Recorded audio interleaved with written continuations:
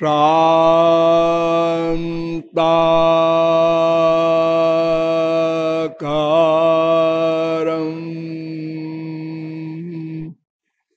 भुजगशयनं पद्मनाभं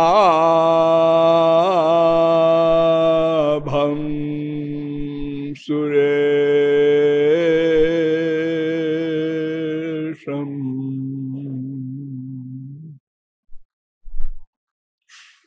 विश्वाधारं गगनसदृशं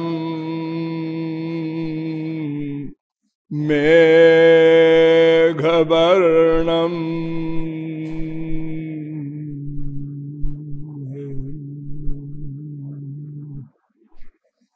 लक्ष्मीकान्तं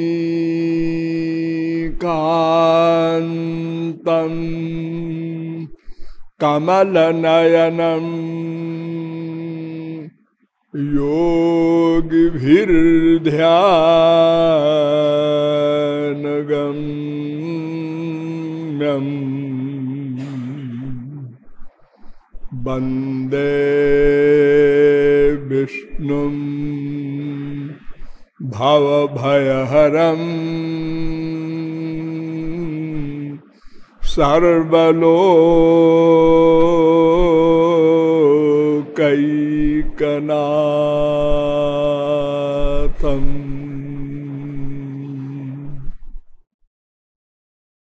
अहो चित्रमहो चित्रम्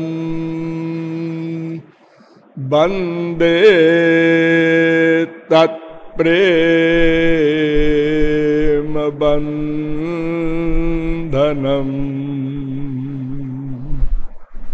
यद्बद्धं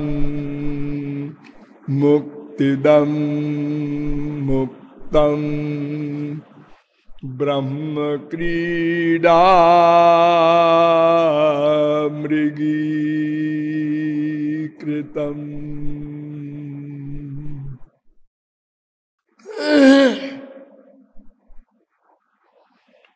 नमः कमलनाभाय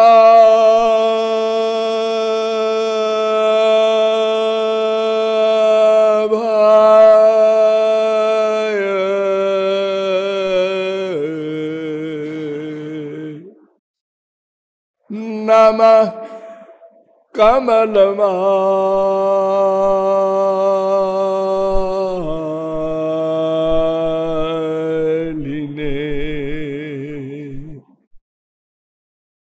नमः कमलपादाय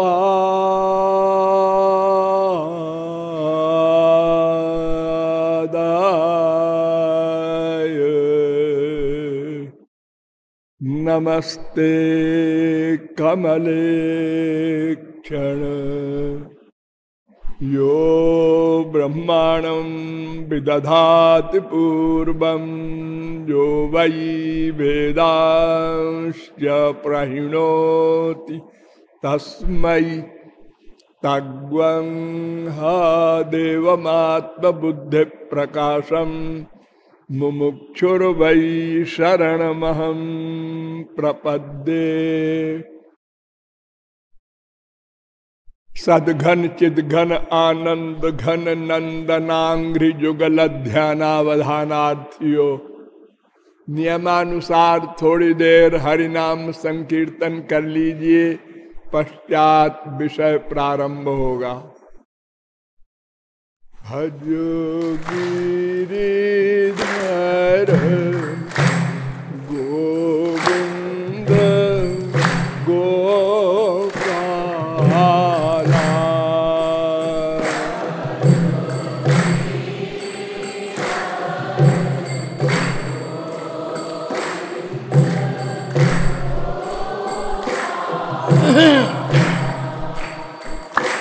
भज गिरिधर गोविंद गोपाला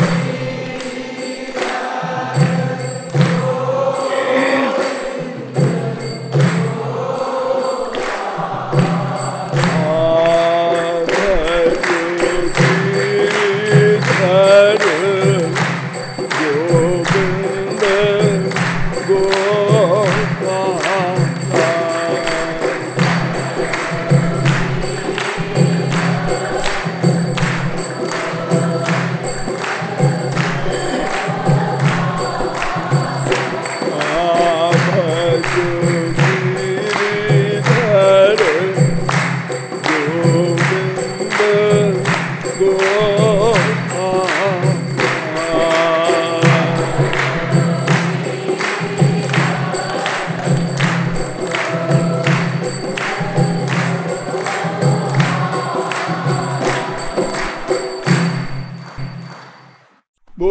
यादवेंद्र सरकार की।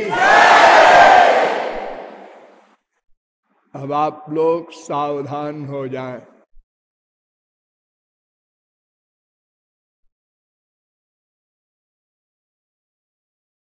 यह संसार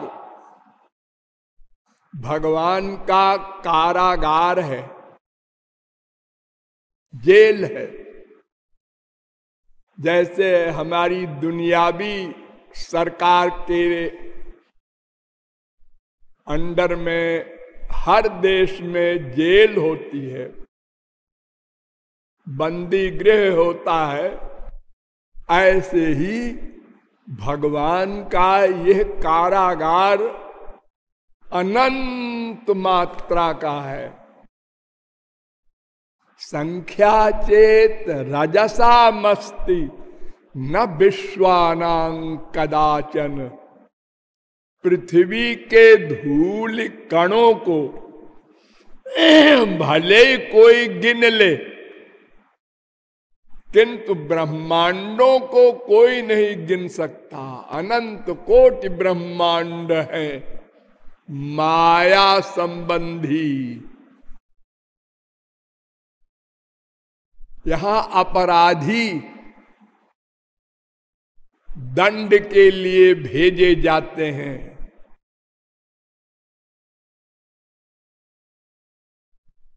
यहां भगवान ही सब कुछ काम करते हैं। हमारी दुनियावी गवर्नमेंट में तो बहुत सारे महकमे होते हैं ना, पुलिस से लेकर के न्यायाधीश और बड़े बड़े कोर्ट होते हैं, एक से एक ऊपर। भगवान के यहाँ ये सब नहीं। वो स्वयं नोट करते हैं, स्वयं जजमेंट देते हैं, स्वयं दंड देते हैं।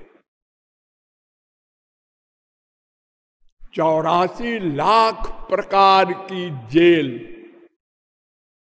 दंड के स्थान, उसी में एक है ये मानव देह। इसमें 3 प्रकार के लोग आते जाते रहते हैं। एक तो मायाधीन अपराधी और एक मायातीत महापुरुष, वो भी आते हैं ये मायाधीन जीवों के कल्याण के लिए।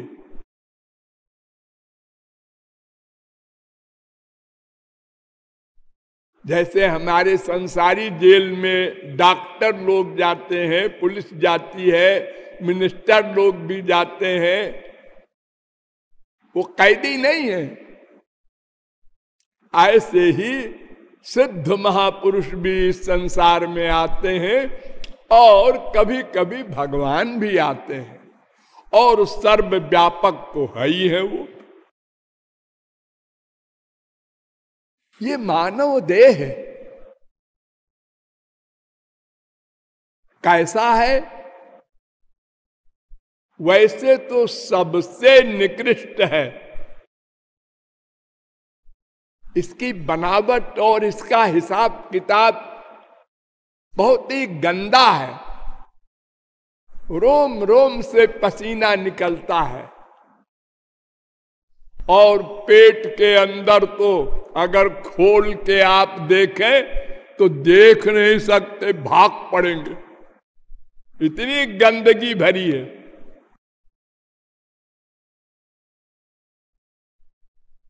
लेकिन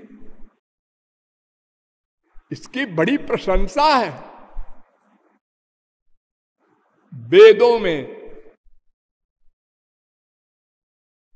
केनोपनिषद में कहा गया, इह चेद वेदी दथ सत्यम अस्ति न चेदिहा वेदीन महति विनष्टि। अरे मनुष्यों, तुमको देव दुर्लभ ये शरीर मिला है, ये दंड नहीं है, कृपा है। इस शरीर में ही कर्म करने का अधिकार है। 84 लाख प्रकार के शरीरों में केवल एक शरीर को कर्म करने का अधिकार है।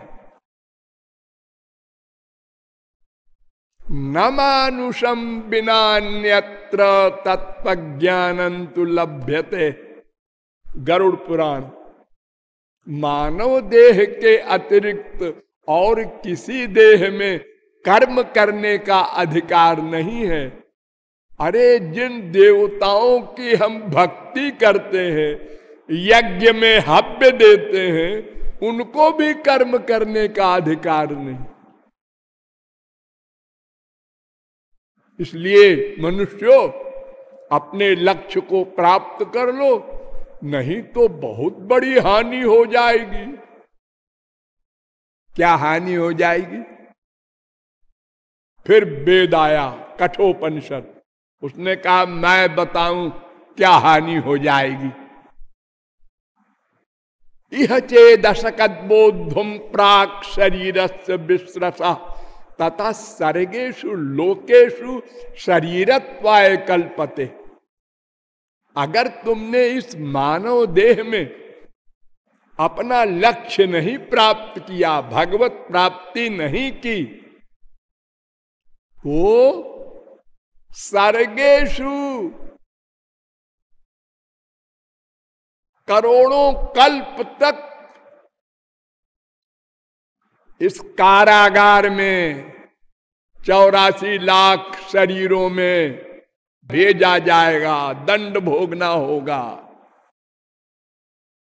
सर्गेषु, वेद कह रहा है, सर्ग माने कल्प। 43,20,000 वर्ष का 4 युग होता है। 71 बार 4 युग बीत जाए तो एक मनवंतर होता है। 30,67,20,000 वर्ष का एक मनवंतर। प्रहलाद ने एक मनवंतर राज्य किया था इस भारतवर्ष का, और 14 मनवंतर बीत जाए तो ब्रह्मा का एक दिन होता है। उसको कल्प कहते हैं, उसी को सर्ग कहते हैं। यानी 4 अरब 29 करोड़ 40 लाख 80,000 वर्ष का एक कल्प होता है। इसके बाद प्रलय हो जाता है, ब्रह्मा सो जाते हैं। इतने ही समय तक प्रलय रहता है। इस दिन रात के हिसाब से ब्रह्मा की उम्र 100 वर्ष की है। तो सर्गेषु शरीरत्वाय कल्पते। केनोपनिषद का दूसरे खंड का 5वां मंत्र था। ये कठोपनिषद का दूसरे अध्याय के तीसरी बल्ली का 4था मंत्र है।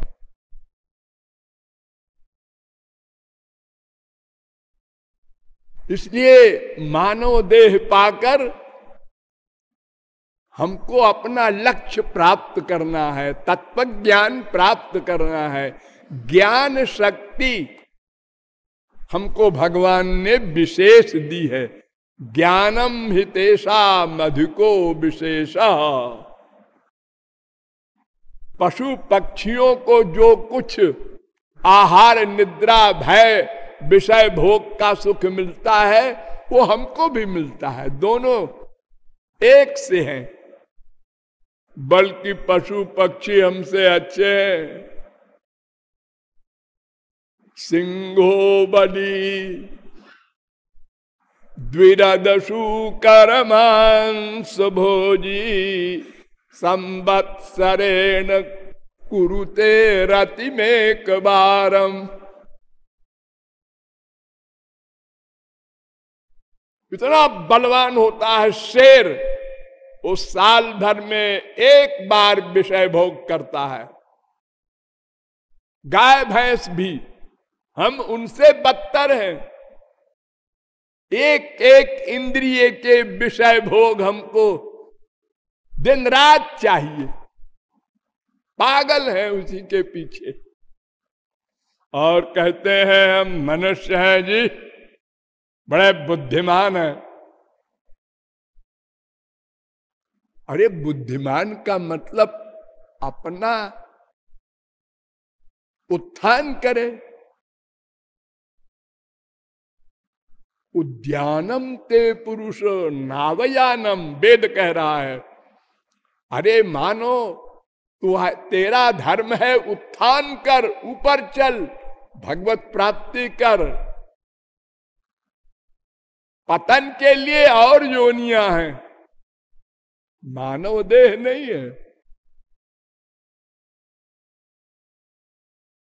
अतएव ज्ञान प्रधान होने के कारण हमको अपने लक्ष्य की प्राप्ति के लिए विचार विमर्श करना है। किया गया। हम क्या चाहते हैं? आनंद। कौन सा आनंद? जो अनंत मात्रा का हो प्लस अनंत काल के लिए हो। लिमिटेड आनंद लिमिटेड काल के लिए। आनंद तो रोज मिलता है। भूख लगी है, खाना मिल गया, आनंद आ गया। गर्मी लग रही है, एसी में बिठा दो, आनंद आ गया। माँ बाप बेटा स्त्री पति के वियोग में दुखी हो रहा था, वो मिल गए, चिपटा लिया, मम्मी को, डैडी को, बीबी को, आनंद मिल गया। ये तो रोज मिलता है। आनंद मिला, फिर कम हुआ, फिर खत्म हुआ, फिर दुख मिलने लगा उसी से।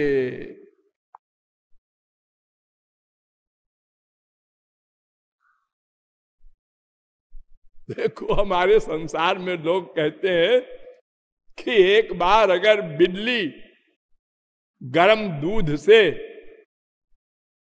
अनुभव कर लेती है, मुंह जल गया, तो फिर मट्ठे को भी फूंक फूंक के पीती है, दोबारा गलती नहीं करती। और हम लोगों को रोज माँ बाप बेटा स्त्री पति से वैराग्य होता है, रोज। और फिर अटैचमेंट, फिर वैराग्य, फिर अटैचमेंट।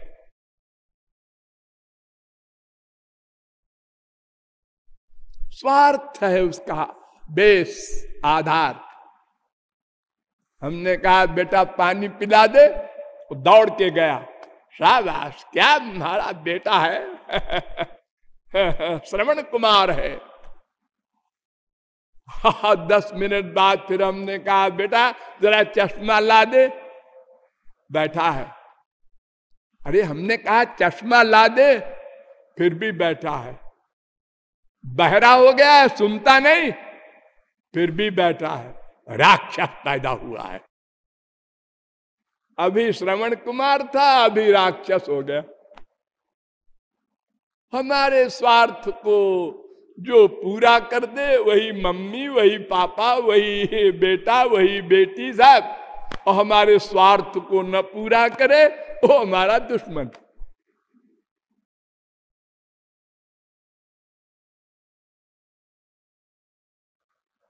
तो तत्व ज्ञान पर विचार किया गया। ब्रह्म जीव माया 3 तत्व अनाद्यनंत शाश्वत हैं।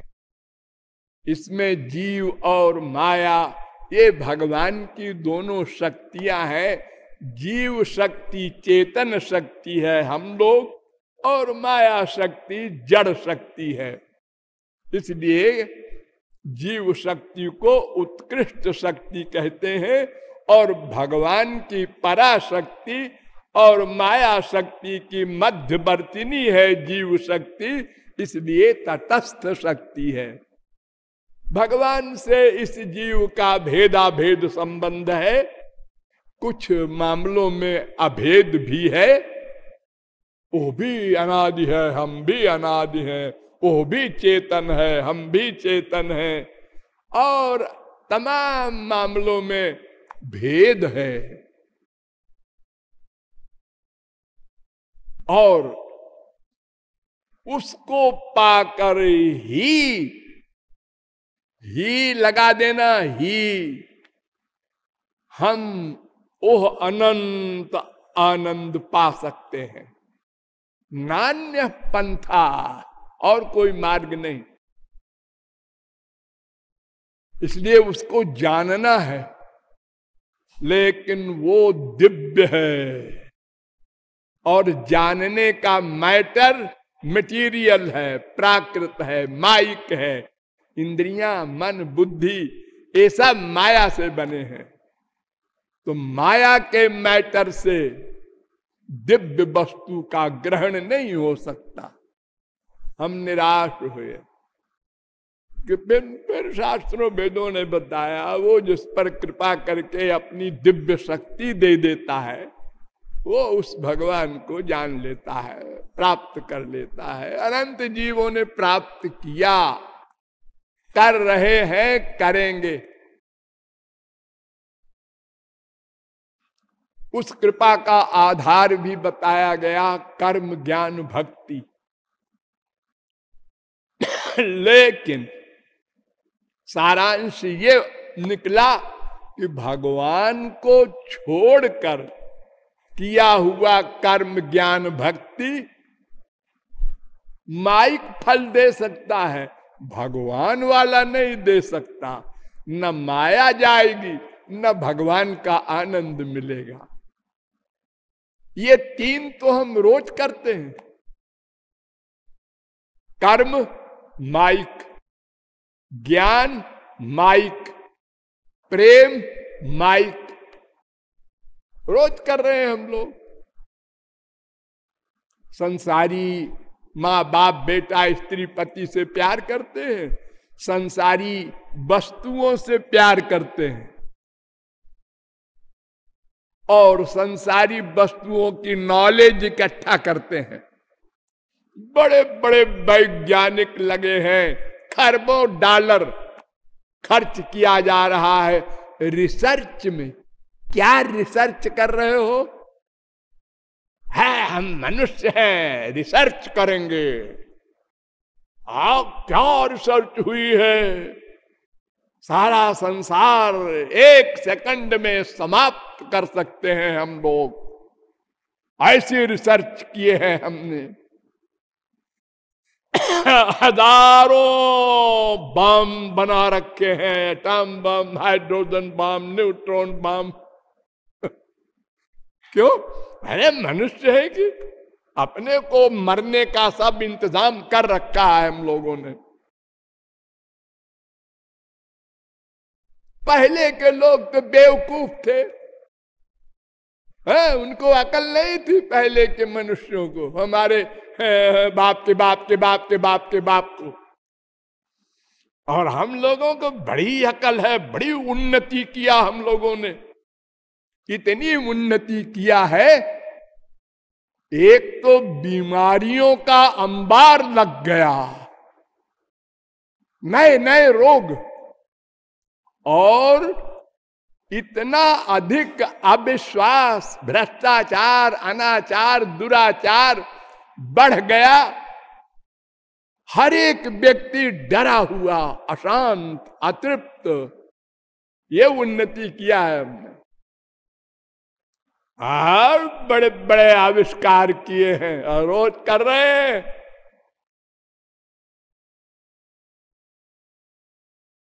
और फिर ये भी कहते हैं, हे भगवान क्या होगा? अरे क्या होगा क्यों सोच रहे हो? इतने हथियार बनाए क्यों?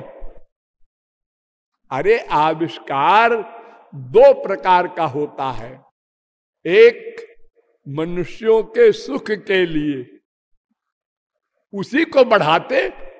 ये मनुष्यों को बर्बाद करने, नष्ट करने के लिए क्यों बनाया हथियार?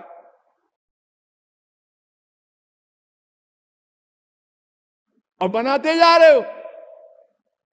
नई नई रिसर्च। तो भौतिक माइक यानी माया संबंधी कर्म, माया संबंधी ज्ञान, माया संबंधी भक्ति, ये तो हम अनंत जन्म कर चुके और उसी का परिणाम है ये भगवान के कारागार में 84 लाख में अनादिकाल से दंड भोग रहे हैं।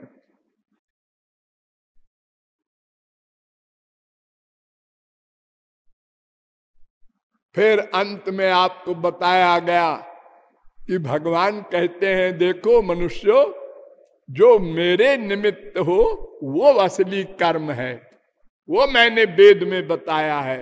जो मेरे निमित्त हो वो ज्ञान है, जो मेरे निमित्त हो वो भक्ति करो।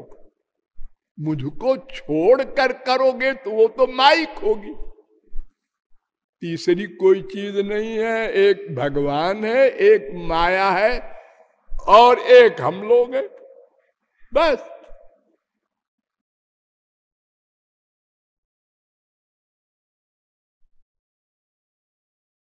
कल मैंने आप लोगों के सामने थोड़े से प्रश्न रखे थे, उनका समाधान कर लो। पंच कोश होते हैं, अन्नमय कोश, प्राणमय कोश, मनोमय कोश, विज्ञानमय कोश, आनंदमय कोश। ये 5 कोश होते हैं।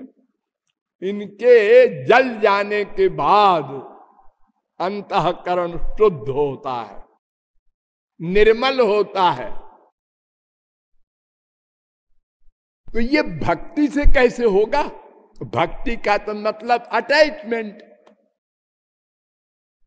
हाँ, संसार के अटैचमेंट से तो एक भी कोश नहीं जलेगा, लेकिन भगवान की भक्ति से अनिमित्ता भागवती भक्ति सिद्धेर गरीयसी जरयत्याशु या कोशम निगीर्ण मनलो यथा।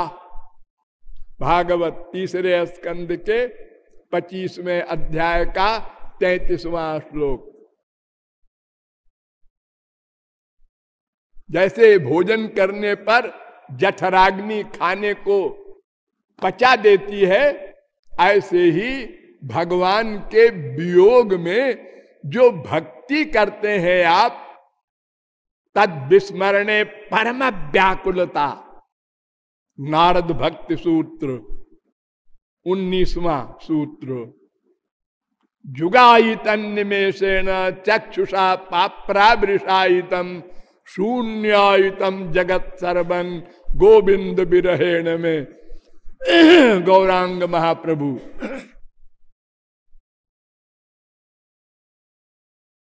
उनके वियोग में, उनके दर्शन पाने की व्याकुलता में जो ताप होता है, उससे पंचकोश स्वयं जल जाते हैं। अलग अलग प्रयत्न नहीं करना पड़ता। दूसरा प्रश्न मैंने रखा था कि 5 ऋण होते हैं मनुष्य के ऊपर। ऋषि ऋण, देव ऋण, पितृ ऋण, 3 तो प्रमुख हैं। ऋणानि त्रीण्यपाकृत्य मनोमोक्षे निवेशयेत। मनु जी महाराज ने कहा, मनुस्मृति में ये 3 ऋण हैं। लेकिन वैसे 2 और होते हैं, भूत ऋण और नृ ऋण। हाँ, वेदाध्ययन करो, ये ऋषि ऋण। यज्ञ करो, देव ऋण। पुत्र पैदा करो, ये पितृ ऋण। और पशु पक्षी को भी खिलाओ, ये भूत ऋण। और अतिथि सत्कार करो, ये नृ ऋण। इन ऋणों से बिना उऋण हुए मुक्ति नहीं मिलेगी। अनपाकृत्य मोक्षंतु सेवमान पतत्यधा। मनु जी महाराज कह रहे हैं। हाँ हाँ, ये तो ठीक है, लेकिन एक सब सेक्शन भी है कानून में। क्या? देवर्षि भूताप्त नृणाम पितॄणाम न किंकरो नायमृणी चराजन। परीक्षित, सर्वात्मना या शरणम शरण्यम गतो मुकुंदम परिहृत्य कर्तम। जो वेद के विधि निषेध को छोड़कर और केवल श्री कृष्ण के शरणागत हो गया, वो देवर्षि भूताप्त नृणाम, ये 5 प्रकार के ऋण का ऋणी नहीं माना जाएगा, वो क्षमा हो जाता है। जो श्री कृष्ण की भक्ति ना करेगा उसके लिए है ये 5 ऋण। श्री कृष्ण भक्ति जिसने कर लिया उसके लिए कानून लागू नहीं होगा, छुट्टी है। तो इस प्रकार कल मैंने आपको बताया था, ज्ञान वैराग्य अपने आप प्रकट होगा, अंतःकरण की शुद्धि अपने आप होगी, और ऋणों से मुक्ति भी अपने आप हो गई, पंचकोश भी जल गया अपने आप।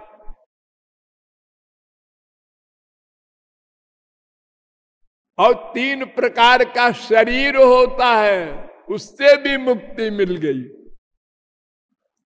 एक शरीर तो आपका है ही है, जो आप देख रहे हैं, पंच महाभूत का। एक शरीर होता है सूक्ष्म, वो 18 तत्वों का बनता है।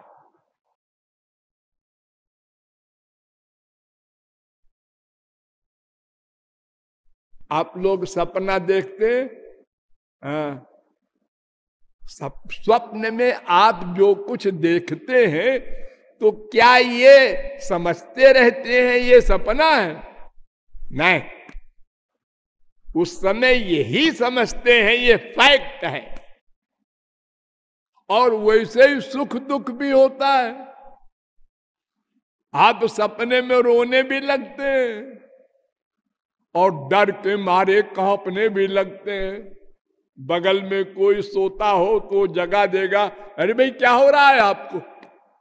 अरे मुझे एक आदमी मार रहा था। कहाँ मार रहा था?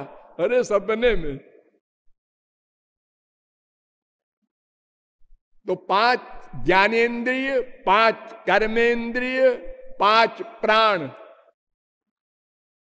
अपान व्यान समान उदान, ये 15, और मन बुद्धि अहंकार 3, ये 18, इनका सूक्ष्म शरीर बनता है। मरने के बाद ये 18 आत्मा के साथ जाते हैं, सूक्ष्म अंश जाता है इनका। सयदा अस्मात् शरीराद् उत्क्रामति सहैवैतैः सर्वैरुत्क्रामति। कौशिकी उपनिषद 3 अध्याय का 4था मंत्र। ये इंद्रिय मन बुद्धि आदि सब साथ में जाते हैं। प्रलय में ये नहीं रहता सूक्ष्म शरीर, और सुषुप्ति में भी नहीं रहता। वहां कारण शरीर रहता है, वो वासनात्मक होता है। गहरी नींद जब आपको होती है तो वहां सूक्ष्म शरीर भी नहीं है, स्थूल भी नहीं है। आप सोते हैं, हाँ, कुछ पता चलता है ना? प्राज्ञेनात्मना संपरिष्वक्तो न बाह्यम किंचन वेद नान्तरम। बृहदारण्यकोपनिषद 4थे अध्याय के 3 ब्राह्मण का 21वां मंत्र। गहरी नींद में भगवान जीव का आलिंगन करते हैं तो उस समय न बाहर का कोई अनुभव होता है और न भीतर का, शून्य अवस्था हो जाती है। और जब जागता है तो चूंकि दुख नहीं मिलता, सूक्ष्म शरीर नहीं रहता, इसलिए जागने पर कहता है सुखम हम स्वापसम, आज बड़े आनंद में सोए, न किंचित हम अबेदिशम, कोई फीलिंग नहीं हुई अच्छे बुरे किसी की। तो भक्ति करने पर ये सब छुट्टी, पंच क्लेश हो, पंचकोश हो, त्रिगुण हो, त्रिकर्म हो, त्रिदोष हो, द्वंद्व हो, अविद्या हो, अविद्या की माया हो, सब चले जाते हैं अपना अपना बिस्तर बांध के। अविस्मृति कृष्ण पदार बिंदयो क्षिणोत्य भद्राणि समम तनोति च, सत्वस्य शुद्धिम परमात्म भक्तिम ज्ञानंच विज्ञान विराग युक्तम। सारे गुण आ जाएंगे अपने आप, दैवी गुण जिसे कहते हैं। आजकल पॉलिटिशियन कहते हैं ना, कैरेक्टर ठीक करो, आचरण ठीक करो, आचार संहिता बनती है। हराव भक्तस्य कुतो महद्गुणा,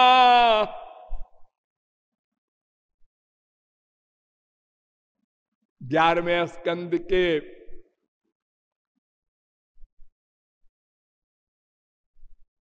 5वें स्कंद के 18वें अध्याय का 12वां श्लोक, और पहले जो हमने श्लोक कहा था वो 12वें स्कंद के 12वें अध्याय का 54वां श्लोक है कि अगर भगवान की भक्ति करोगे तो सब गुण अपने आप आ जाएंगे, सब दोष अपने आप चले जाएंगे। नंबर 3, अंतःकरण की शुद्धि भी हो जाएगी। नंबर 4, दिव्य भक्ति का पात्र बन जाएगा मन, तो दिव्य भक्ति देंगे भगवान और महापुरुष, और ज्ञान वैराग्य सब अपने आप आ जाएंगे। एक दवा से सारे रोगों का इलाज, अलग अलग दवा नहीं करना है कुछ। और दवा भी कैसी? न देश नियमस्तस्मिन् न काल नियमस्तथा। कब भक्ति करें जी, किधर मुंह करके भक्ति करें? जैसे कोई आप लोग संध्या वंध्या करते हैं, कोई कर्मकांड करते हैं, तो वहां घपड़ सपड़ नहीं चलेगा। हाँ, सूर्योदय किधर हो रहा है, उधर मुंह करके बैठो। हाँ, अंगन्यास बिन्यास है, तमाम नियम कायदे कानून है। हाँ, पानी लो हाथ में, अपवित्र पवित्रो बा सर्वावस्थांगतो पिबा। अभी तुम कर्मकांड के अधिकारी नहीं हो, ये सब करो पहले। और भक्ति श्मशान में बैठ के करो, लेट्रिन में बैठ के करो, घोर गंदी जगह में करो, सब जगह करना है तुमको।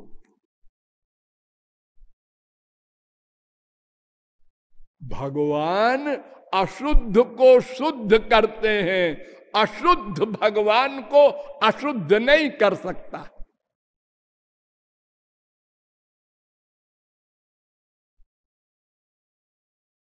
देखो ना, भगवान शुक्र अवतार लिए हैं, इसीलिए सबको बताने के लिए।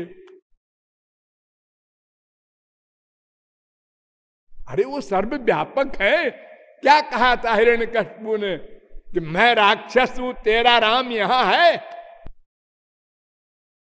वो राक्षस के यहां तो नहीं आएगा, वो तो भक्तों के यहां जाता है। प्रहलाद ने कहा नहीं नहीं, सब क्या रहते हो, उनको कोई डर नहीं लगता राक्षसों से, वो गंदा कर देंगे। तब खंभे में उसने गदा मारा और भगवान ने कहा हाँ रे गधे, मैं देखूं प्रहलाद ठीक कह रहा है। इतना सस्ता भक्ति का मार्ग।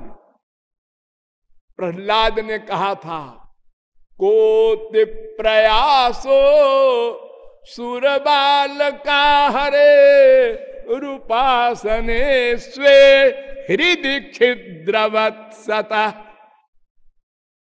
7वें स्कंद के 7वें अध्याय का 38वां श्लोक। प्रीयते मलया भक्त्या हरिरन्यद विडंबनम। है संसार के मनुष्यों, नोट कर लो प्रहलाद का चैलेंज।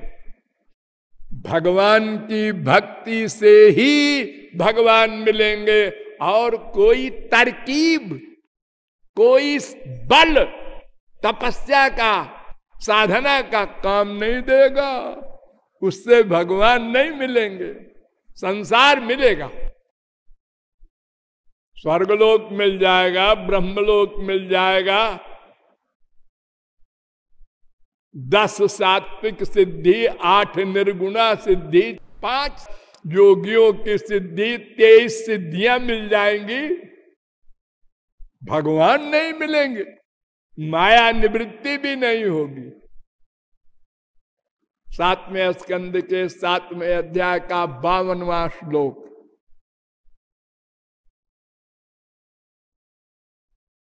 अब आपको हम एक ऐसे प्रकरण में ले चलेंगे जो अंतिम है और इतना पावरफुल है। प्रश्न करने वाले उद्धव। ये उद्धव कौन है? ये भगवान के बराबर है, ये माया के अंडर वाले नहीं है। नोद्धवोन्वपि मन्यून।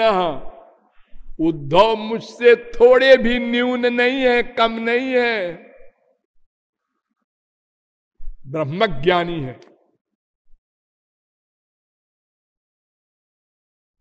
वो प्रश्न कर रहे हैं, और किससे कर रहे हैं? भगवान श्री कृष्ण से, अंतिम सुप्रीम पावर से। बदंत कृष्ण श्रेयांसी बहूनि ब्रह्मवादिना तेषां विकल्प प्राधान्य मुताहो एक मुख्यता। 11वें स्कंद के 14वें अध्याय का पहला श्लोक।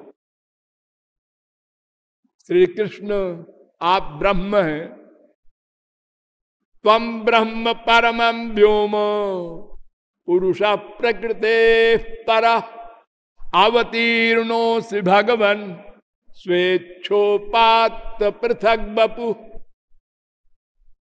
11वें स्कंद के 11वें अध्याय का 28वां श्लोक।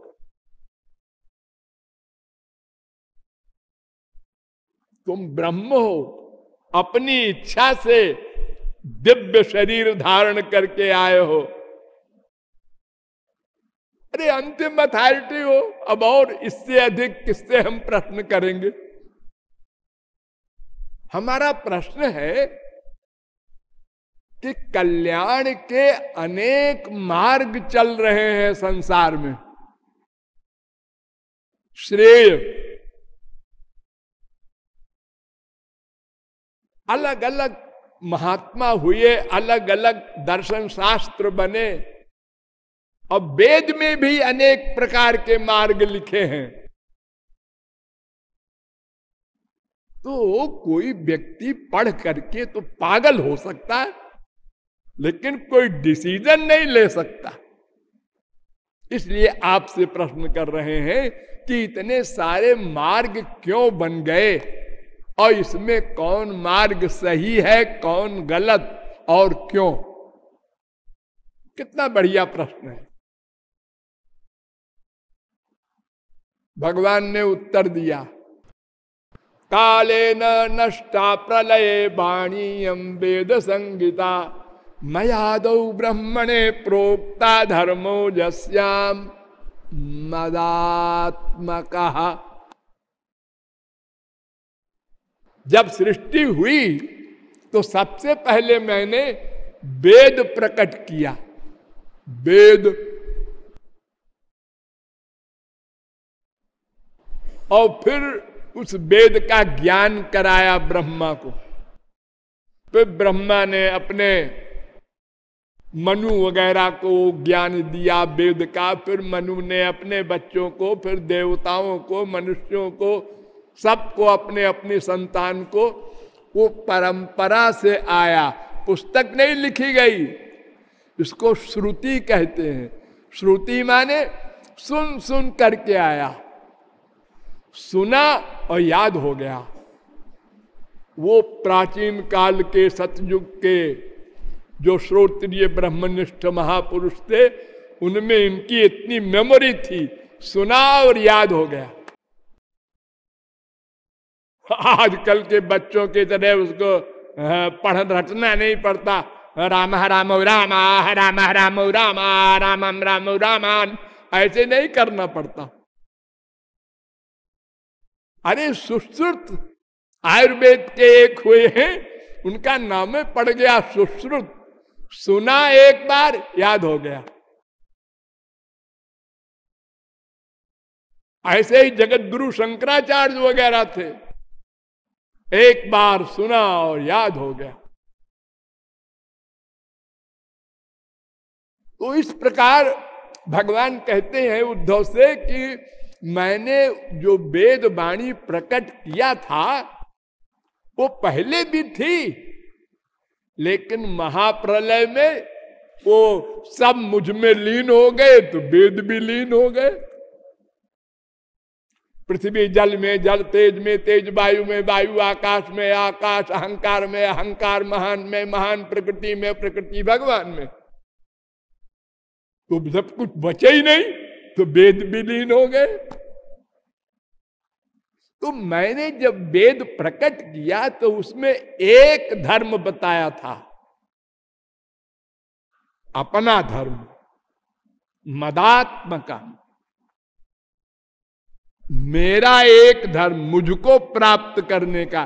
क्योंकि मैंने तो सृष्टि इसीलिए किया है ना कि जीव मुझको प्राप्त कर ले और माया से छुटकारा पाके मेरे लोक में आ जाए।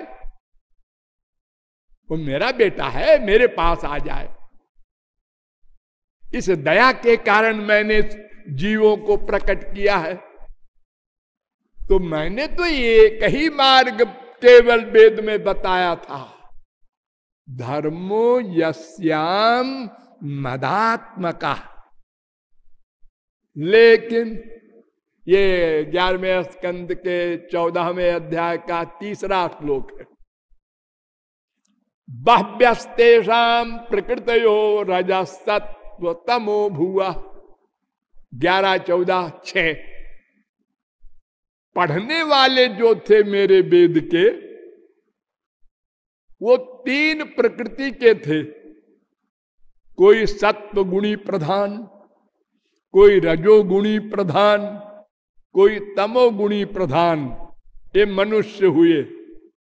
पंडित लोग जो विद्वान कहलाते हैं हमारे संसार में, जैसे आजकल काशी में है, कोई वेदांत, कोई सारे जीवन अध्ययन कर रहा है, कोई न्याय शास्त्री है, कोई मीमांसा शास्त्री है। सबका ज्ञान नहीं हो सकता किसी को। इतना इस कलयुग में न मेमोरी है और न इतना लंबा जीवन है। एक एक दर्शन में लगे हैं सारे जीवन, फिर भी डाउट है। तो पढ़ने वाले अलग अलग गुण वाले थे, सत्व गुणी, रजो गुणी, तमो गुणी। तो जो जिस गुण का था, मेरी अलौकिक वाणी वेद उसका वैसा ही अर्थ कर दिया उसने। सत्वगुणी विद्वान ने पढ़ा तो मेरे वेद मंत्र का सत्वगुणी अर्थ कर लिया। क्यों? इसलिए कि परोक्षवादो वेदोयम, वेद जो है ये परोक्षवाद है। इसमें शब्द का अर्थ कुछ है और उसका भाव कुछ और है। जैसे शब्द लिखा है जीव और उसका अर्थ है ब्रह्म, शब्द लिखा है आत्मा, उसका अर्थ है ब्रह्म, शब्द लिखा है प्राण, उसका अर्थ है ब्रह्म, शब्द लिखा है आकाश, उसका अर्थ है ब्रह्म, शब्द लिखा है इंद्र, अग्नि और उसका अर्थ है भगवान। तो ये शब्दार्थ करके कोई वेद का अर्थ नहीं जान सकता। इसीलिए वेदस्य चेश्वरात्मत्वात् तत्र मुह्यन्ति सूरया। बड़े बड़े धुरंधर जैमिनी वगैरह भी नहीं जान सके वेदार्थ। अरे और कौन जानेगा? ब्रह्मा भी नहीं जान सका। वेद को पढ़ा ब्रह्मा ने ऐसे ही रह गया बेचारा। तो तेने ब्रह्म हृदय आदि कवये, तब भगवान ने ब्रह्मा के हृदय में बैठकर अपनी शक्ति दी, तब वेद का ज्ञान हुआ ब्रह्मा को। अनंत पारम गंभीरम 11:3:43, 11:3:44, 11:21:36 ये सब नंबर हैं। तो अनेक पढ़ने वालों ने मेरी वेदवाणी के अनेक अर्थ किए, इसलिए अनेक मार्ग बन गए। तेषां प्रकृति वैचित्र्याद् भिद्यन्ते मतयो नृणाम् पारंपर्येण केषांचित् पाखंड मतयो परे। 11:14:8 कुछ पाखंडियों ने निकाल दिया अपना मार्ग। हाँ, अरे बृहस्पति देवताओं के गुरु, उन्होंने चार्वाक मत का प्रचार किया। चार्वाक घोर नास्तिक।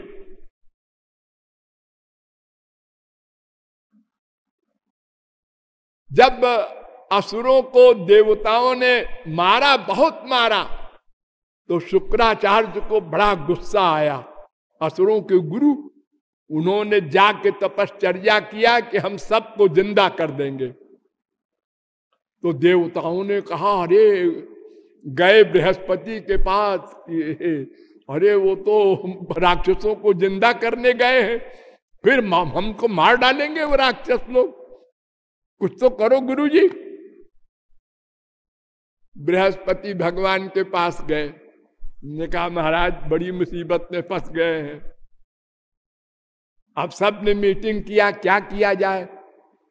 तो कहे पहला काम तो इंद्र को करना है, इनसे कहो अपनी लड़की को भेजे शुक्राचार्य के पास, उनकी तपस्या भ्रष्ट करे वो। और इधर बृहस्पति शुक्राचार्य का रूप धारण करके और जाएं राक्षसों के पास और उनको चार्वाक मत सिखावें। तो शुक्राचार्य का रूप धारण किया बृहस्पति ने। इन लोगों के पास अलौकिक शक्ति होती है, कोई मेकअप नहीं कर किया, शरीर उसी प्रकार का बना लिया और गए सारे राक्षसों ने, गुरुजी आ गए, गुरुजी आ गए तपस्या करके, अब हमारे सब भाई बंद जो मर गए हैं जिंदा हो जाएंगे। और वो ऐसे एक्टिंग करने लगे बृहस्पति और कहा, देखो बच्चों, तुम लोगों को सिद्धांत का हम ज्ञान कराने आए हैं। ऐसा है कि एक सिद्धांत याद कर लो, यावत जीवेत सुखम जीवेत ऋणं कृत्वा घृतम पिबेत भस्मीभूतस्य देहस्य पुनरागमनं कुतः। जब तक जिए सुख से जिए, कर्जा करके घी पिए, मरने के बाद कुछ नहीं होता।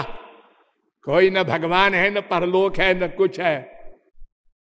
सब बड़े विभोर हो गए, तत्व ज्ञान कर रहे थे, कर लिया, 4 बागबादी हो गए और उनको बना करके और शुक्राचार्य असली आए, वहां तपस्या भंग हो गई, वो आए असली। उसने कहा देखो भाई एक नकली शुक्राचार्य आएगा तो तुम लोग सावधान रहना है। ने कहा हाँ गुरुजी हम सावधान रहेंगे। जब आए शुक्राचार्य तो लोगों ने कहा तू कौन है, भाग यहाँ से। शुक्राचार्य ने कहा अरे गुरु को ऐसा कह रहे हो तुम लोगों का दिमाग खराब है। ने कहा हाँ मैं जानता हूं। शुक्राचार्य की मुसीबत हो गई, बृहस्पति तो भाग गए अपना लेकिन उनको 4 बाग मत का ज्ञान करा दिया। ऐसे ऐसे हमारे देश में हुए हैं बड़ी बड़ी पर्सनालिटी। तो वेद वाणी के अनेक अर्थ इसलिए हो गए, सबके संस्कार अलग अलग अनेक जन्मों के होते हैं। आप लोग देख ही रहे हैं, आपके 4 बच्चे हैं, चारों बच्चों के संस्कार अलग अलग, इंटरेस्ट अलग अलग, टेस्ट अलग अलग, आइडियाज अलग अलग। एक बाप परेशान हो जाता है, एक बेटा कहता है हम बैगन खाएंगे, एक कहता है हम तो परवल खाएंगे, एक कहता है हम तो आलू खाएंगे। माँ कहती है मैं गरीब आदमी 4 तरह की तरकारी रोज कैसे बनाऊं। सबका अलग अलग आइडिया। विचित्र रूपा खलु चित्त वृत्तया। समझ गए उद्धव? हाँ समझ गए। तो देखो भगवान बोले जा रहे हैं, उद्धव चुपचाप सुन रहे हैं। धर्म में के यशस्यान्ने कामम सत्यम दमम श्रमम अन्ये बदंत स्वार्थम वा ऐश्वर्यम त्याग भोजनम।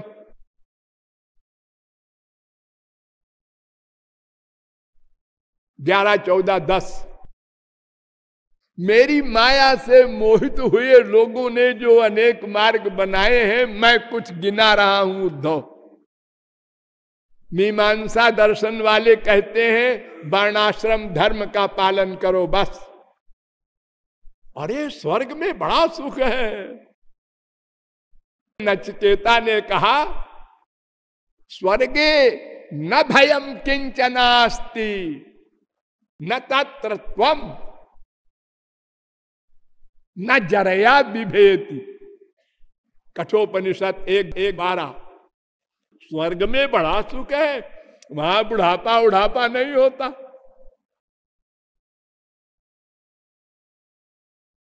लालच में आ गए लोग।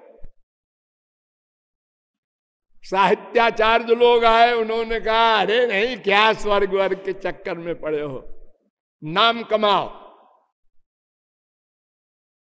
यश कमाओ। कामशास्त्र वाले आए, उन्होंने कहा जी नहीं बस इंद्रियों को सुख खूब लो जब तक जीवित रहो। एक आए, उन्होंने कहा सत्यवादी बनो। देखो हरिश्चंद्र ने ब्रह्मा विष्णु शंकर को बुला लिया। एक ने कहा दम करो, इंद्रियों पर कंट्रोल करो। एक ने कहा मन पर कंट्रोल करो। किसी ने कहा बस स्वार्थ सिद्धि करो और चक्कर में न पड़ो। किसी ने कहा त्याग करो। किसी ने कहा अनेक प्रकार के व्यंजन बना बना कर रोज खाया करो। और आए कुछ, उन्होंने कहा यज्ञ करो, इंद्र को खुश करो। किसी ने कहा तपस्या करो। किसी ने कहा व्रत करो, उपवास करो, महीने महीने भर कूटू का आटा खाओ।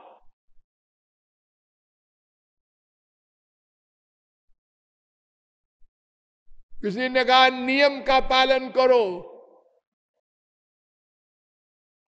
शौच, संतोष, तपस्वाध्येश्वर प्रणिधानानि नियमा। योग दर्शन में ये नियम बताए गए हैं। किसी ने कहा यम का, ये अनेक प्रकार के मार्ग बन गए, अपनी अपनी रुचि के अनुसार। मन माया मोहित दिया पुरुषा पुरुषर्षभ, श्रेयो बदंतने कांतम यथा कर्म यथा रुचि।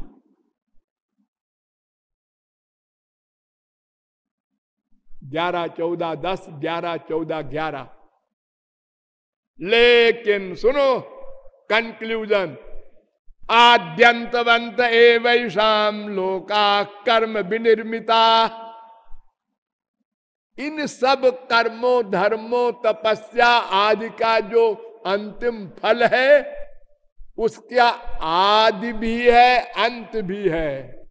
यानी स्वर्ग में कुछ दिन को जाओगे, फिर लौट के आओगे, और जब तक रहोगे तब तक भी इसी मृत्युलोक के तरह अशांत और दुखी रहोगे।